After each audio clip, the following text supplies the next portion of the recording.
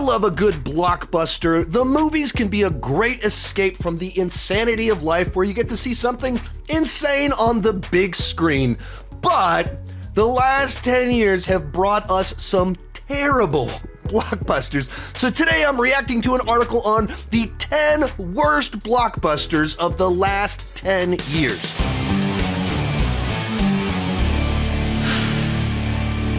While I'm talking, be sure to join me down below in the comment section. What do you think is the worst blockbuster of the last 10 years? And when I say blockbuster, for the definition of this project, we're gonna say a movie that cost over $100 million. Like a movie that was designed to be an event that someone threw a ton of money at, thinking, man, this will be a big, cool film. What do you think? Let me know down below in the comment section. We're looking at an article from ScreenCrush. Let's see how they did.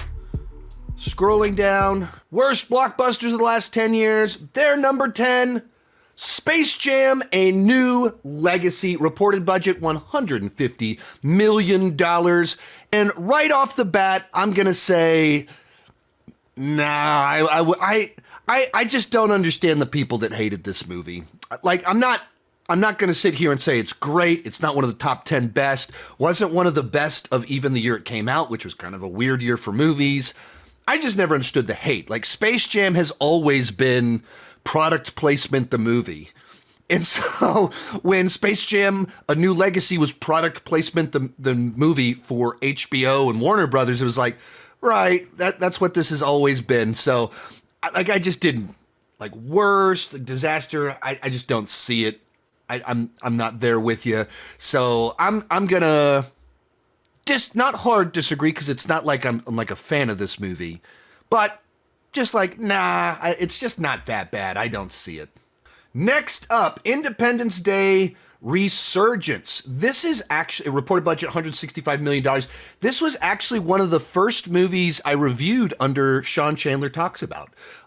Came out July 2016, which is the month Sean Chandler Talks About started, so an early review for this channel. I don't know if I'd say worst, but like most disappointing, yeah, very possibly. Like, I am of the Independence Day generation that, like, I was in the theater opening weekend when it came out, and, you know, it was like a pivotal, important film for a lot of us. This is like, it's the movie that just propelled Will Smith to become an A-lister instantly. And even in terms of blockbusters in general, that movie opened the door for what blockbusters have turned into, which is just these massive scale global destruction CGI fests. Prior to Independence Day, blockbusters kind of had a different flavor to them. They were action movies, machine guns, and after this, it paved the way even for what the comic book movie genre is, which is basically spectacle sci-fi movies. Even a Skybeam blowing up the White House, you know, shooting down, whereas they shoot up in comic book movies, but it's all in there. 20 years later, we finally get a sequel, and it's just so forgettable, the logic's so silly, and it just feels like we're rehashing the first one. It's just, in every sense, it feels like a lesser remix of the first film. I didn't hate it as much as a lot of people, but once again, I just don't have anything to defend. Like, there's just nothing about it was like, I mean, it was bad, but like, I don't have anything like that. It's like, yeah, I mean, you're probably right on this one. There's no reason for just how blah it turned out to, and how silly some of the ideas are. In particular, ending on like a very obvious setup for a sequel, and the sequel they set up is the movie that we kind of wanted the first time. It sets up like, let's turn it around and go get them. The movie they made was, let's do the same thing again, except the ship is bigger. So big that the ship creates a gravitational pull on the Earth. Like, other than that, we're just rehashing it. So yeah, I guess I'll accept this one. Alice Through the Looking Glass, budget $170 million. I will totally agree with this one. I think that this is a complete and total misfire. I didn't like the first Alice in Wonderland live action deal they did. And this removed Tim Burton and lost the plot even more. That the Mad Hatter's supposed to be a side character, just like one of the many people that Alice encounters. And the fun of the Mad Hatter is that he's mad. There's an irrationality to it. The inherent nature of Lewis Carroll is the absurdity of everything.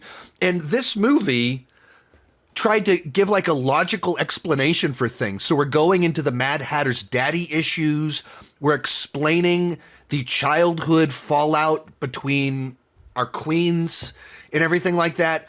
It was just like, we're picking every wrong direction to go with all of this and taking all of it way too seriously. So I totally agree with this one. Today's video is brought to you by HelloFresh. You may have heard of HelloFresh. They're the #1 meal kit in America, making home cooking easier with chef-crafted recipes and fresh ingredients delivered right to your front door. But this fall, they're serving up even more of what you love. They're bigger, healthier, and tastier. HelloFresh has doubled its menu. Now you can choose from 100 options each week. Feel great with an even healthier menu. This one's big for me because I watch what I eat pretty carefully. Choose from 15 plus high protein recipes each week with options like grass-fed ribeyes or lamb chops. HelloFresh now helps you eat greener with new veggie-packed recipes. This next one's my favorite. Get steak and seafood recipes delivered every week for no extra cost. Now with 3 times the seafood options. I'm a low-carb, high-protein kind of guy, so I love to hear that. I use HelloFresh, and you should too. The best way to cook just got better. Go to HelloFresh.com/SeanChandler10FM now to get 10 free meals plus free breakfast for life. 1 per box with active subscription. Free meals applied as discount on the first box. New subscribers only. Varies by plan. That's HelloFresh.com/SeanChandler10FM to get 10 free meals plus free breakfast for life. Suicide Squad. Budget $175 million. This is pretty bad. And it's frustrating because you can imagine the version of the movie that would be good. You can imagine with these actors, with these characters, something that would be really entertaining. And a very different film, but the sequel to it, The Suicide Squad, I think pulled a lot of that off. This movie, I mean, it is what it is. It's a film that David Ayer was supposed to write in 6 weeks, and then they saw the results of Deadpool, and then they saw the reaction to Batman v Superman, and they went, oh crap, let's fix it. And they tried to convert it afterwards into something else. And so you watch it, it barely makes sense. Plot, character arcs go out absolutely nowhere. It was a mess. All of it going back to, they didn't give enough time to write it, and then they tried to fix it in post by changing the tone. That's not a good way to make a movie. Then we have Doolittle. Yikes. $175 million budget. This one is painful. This was supposed to be Robert Downey Jr.'s big follow-up to Endgame. Like, if you don't remember when this movie came out, you got to remember, this is coming out 6 months after Endgame. Robert Downey Jr. is the biggest actor on the planet. That he just had the greatest Hollywood comeback story of all time with what he did with Iron Man and just launching and like propelling the MCU to its incredible heights. And then his follow-up is Doolittle. And yes, it belongs on this list. It was so bad. And like one of the, you're trying to cut your trailer and what are your best jokes and how you best sell the movie. The big punchline to the trailer, they went, this is our best bit, is Dr. Doolittle pulling something out of some animal's butt and getting farted on, but it's such a big animal that it's like a big gust of wind in his face. Robert Downey Jr. went from I am Iron Man, Endgame, $3 billion to getting farted in the face. That's Doolittle. Yikes. And there was like a director switch behind the scenes. It was a troubled production. How on earth, when he was on top of the world, like he could get anything he wanted. Coming out of Endgame, coming after Infinity War, Endgame, and he was the star and the biggest draw. He could have done anything, and he did Doolittle. Luckily, a few years back later, he did Oppenheimer. Whew. But man, Doolittle, yikes. What a bad choice. Jurassic World Dominion, reported budget, 185 million. No. This, I think this article might be a little bit old. The budget for Jurassic World Dominion is like $500 million. Like the actual reporting when the government filings have started to come through on some of these movies, the actual spend for Jurassic World Dominion is over $500 million. It's one of the most expensive movies ever made, and despite making $1 billion, it might not have been profitable. That's the reality of it. Is Jurassic World Dominion one of the worst blockbusters of the last 10 years? I'll say this. It is a horrible Jurassic World movie, and based on that criteria, since in the title is Jurassic World, I think it fits. Of just a movie that utterly wasted its potential. If I just watch it as generic globe-trotting adventure movie, I find it dramatically more watchable than a whole bunch of the other movies that fall into that category. Because, like, essentially, it's in the same category as, like, Red Notice, whatever the Christmas one, Red, with the Rock last year about Santa Claus getting kidnapped, the Heart of Gold, or whatever the Gal Gadot one, Ghosted, like all of these streaming spy movies. They're like spy movies, but not spy movies that are globe-trotting and stuff. I think Jurassic World Dominion is more watchable than most of those, and they all cost $200 million too. But it's a terrible Jurassic World movie. Utter waste of the premise. Dinosaurs are all over the planet, so let's go to a preserve where they're locked up again. Let's bring back Alan Grant, one of the greatest outdoors characters of all time, and put him in Evil Apple and have him have like a kindergarten crush on Sadler. Like, what are we doing? And let's set up Owen doing Taken with Blue, where both of their daughters have been taken. So he teams up with Blue on a rescue mission. Our daughters have been taken. We're going to go get them back. And then they leave Blue behind, and they never have an opportunity for like Blue's revenge properly. Like in the way that you're like, would be really fun and satisfying. Like, you know, he does a little head, like it's dumb, it's stupid. But the movie's, of course, dumb and stupid. So he does a little head bob to Blue. Yeah, it's okay. You can eat them. And then he runs over, eats the people that kidnapped Blue. Like, if this stuff writes itself, as long as we're doing a schlocky movie about Owen, like, in a Velociraptor, both of their daughters get taken and we got to rescue them, why wouldn't you go for it? But, like, it's a fun cast. And the other one, the new lady, the pilot, the pilot Han Solo character in the movie, I think she's great. And she's gotten some other roles since then, but hasn't gotten anything I think is good enough. Like, I think Dwanda, like, is that her name? Something like, I'm blanking on it a little bit. She just had a Western come out like a month ago. She deserves to get something more high profile like this, but something better. It hasn't happened yet, but. Transformers The Last Night, budget $217 million. Yeah, I'll just accept it. Yes. In particular, because there's just no excuse for how stupid this movie is. Like, it's documented before they did this movie that they did a Transformers movie brainstorming retreat. And they reportedly came back with like 16, 17 ideas for Transformers movies. And it's as if they just went, yeah, I mean, let's do all of them in this one movie. So it's like post-apocalyptic.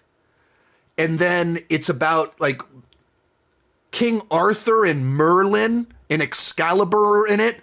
And then we're in World War II with the Nazis. And you're like, what is this movie? And Optimus Prime is gone, and then he comes back, and like there's so many plot lines, all of it ridiculous. Anthony Hopkins shows up at one point in time.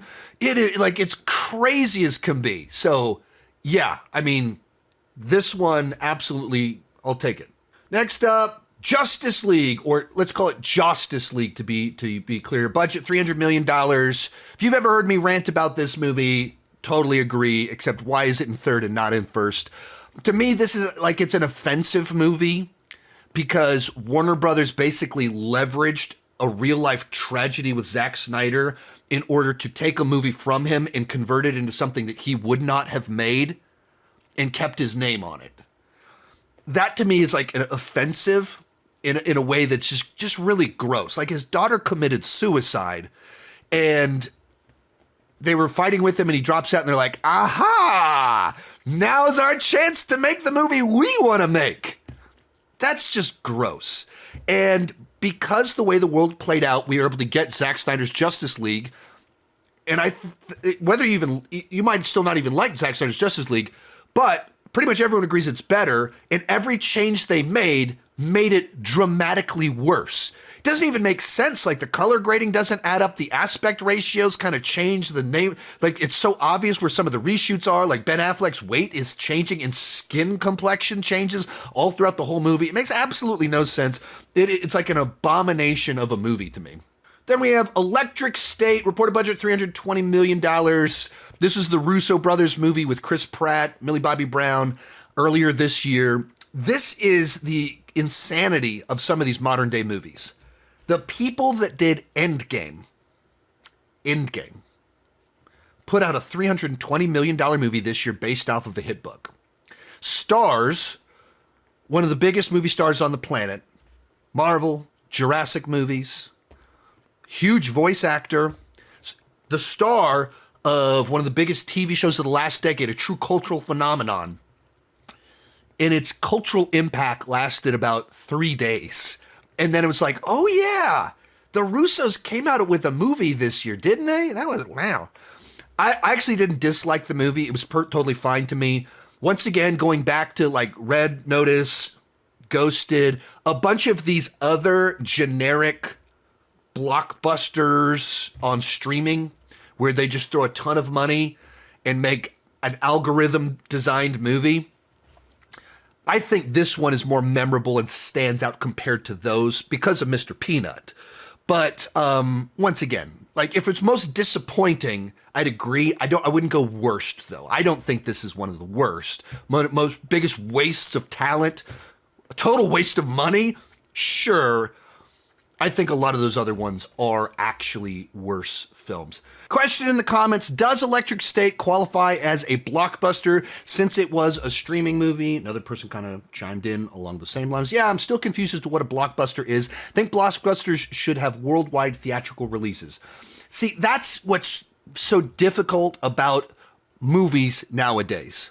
There used to be a pretty clear distinction between theatrical movies and made-for-TV movies. And made-for-TV movies were like, cheap schlockfest things, and movies were movies. And now streaming movies have confused this because they're throwing sometimes more, in a lot of cases, more money at streaming movies, getting in-house actors that like Ryan Reynolds just worked for Netflix for 4 years or whatever, just cranking out Netflix movies. And it confuses the terms. The term blockbuster started in the 1970s as a couple of these new kids showed up, Stevie Spielberg and Georgie Lucas, and they came out with their Jaws and their Star Wars. And all of a sudden, these movies had so much demand that lines would form all around the block, thus busting the block. The term doesn't mean anything anymore because this sort of situation does not happen anymore. We buy tickets online. You don't stand to wait in line at the box office to get a ticket. You do it on the internet. So it's a term that literally goes back to a totally different way of buying movie tickets.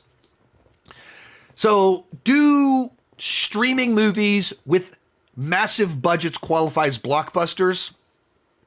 I don't know. We have to figure that out.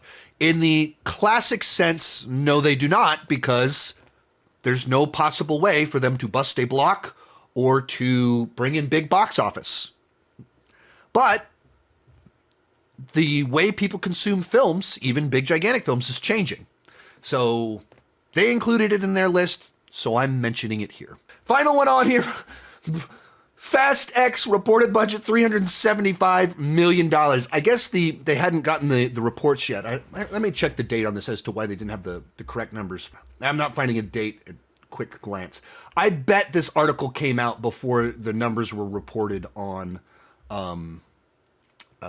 Jurassic World Dominion, because it's like out there. It's $500 million, and they were already reported on FastX. Well known that movie costs an insane amount of money. If you're talking about movies with the dumbest budgets, sure, FastX.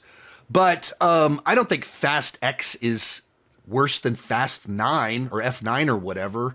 Like, I don't, like, even of Fast and Furious movies, I think they're, like, F9 had a car in space. So even if we want to pick on the Fast and the Furious movies, the one with the car in space, the car driving around in space, I think that one goes dumber for me. This dialed some of that back. They're my Taco Bell movies, so I don't hate them. So that's not what I'm gonna go with. I certainly wouldn't include this one, because even if I was gonna include a Fast and Furious movie, I would pick a different one from this. But you know, it's pretty bad. A few years back, where I ranked all 52 movies that made $1 billion. So this isn't exactly one-to-one comparison of looking at blockbusters, but by definition, if you made $1 billion, you are a blockbuster. So it's quite of a different criteria, but also a fitting criteria. If I'm looking at the bottom ones on my list to throw in there, Minions, barely right at 10 years old. I do not like Minions, the first movie. I don't think that movie works at all. So I think Minions is one of the worst. I would put Jurassic World Fallen Kingdom as worse than Dominion, because I think it just misses the point of the Jurassic movies. The idea of watching them go extinct makes it a much less watchable movie for me than Dominion. Fallen Kingdom, I don't want to watch dinosaurs fall off cliffs, get burned by lava, drown. That is not the wonder and awe of dinosaurs. And then we go to a mansion with human clones, or a human clone, like in Laser Raptors. I would say that one is worse. Pirates of the Caribbean, well, that's further back. Yeah, those are some of the ones I would throw in there. You could go Star Wars, Rise of Skywalker, Last Jedi. Make your pick for which of the sequels you hate the most. Once again, most disappointing would be thrown in there. In the chat, what do we got? Some of you guys' picks. Avatar 2. I mean, I get picking on the Avatar movies, but man, he crafts a movie that has visual splendor and that you truly have to see it in the theater. So I would so hard disagree with this one. Shyamalan's Last Airbender, that's 15 years old. That doesn't quite meet the criteria. Barbie, I mean, I'm not saying it's one of the worst. I had a lot of issues with Barbie, but I think a lot of stuff does work with the film too. Fast and the Furious 9, I think if we're going with Fast and the Furious movies, it's the one with driving in space. This is the one that you go with, not FastX. FastX dialed it back a little bit. Captain Marvel comes to mind. Yeah, I mean, I think it's kind of one of the classic examples of mediocre MCU. A plot that they really needed to spend more time thinking about the implications of it is real clunky, and they didn't figure out the characterization of Captain Marvel the whole time she's being told who she is. Important final inclusion, Cats 2019. Good catch. Very good catch. I haven't seen it because I value my time and I've got standards. I'll watch a lot of crap, but I'm not watching Cats. Let me know your picks down below in the comment section. If you like these videos, let me know if you want more reaction time. And you can check out my video of the ranking of the $52 billion movies somewhere around here. And keep talking movies and TV too much. Bye-bye.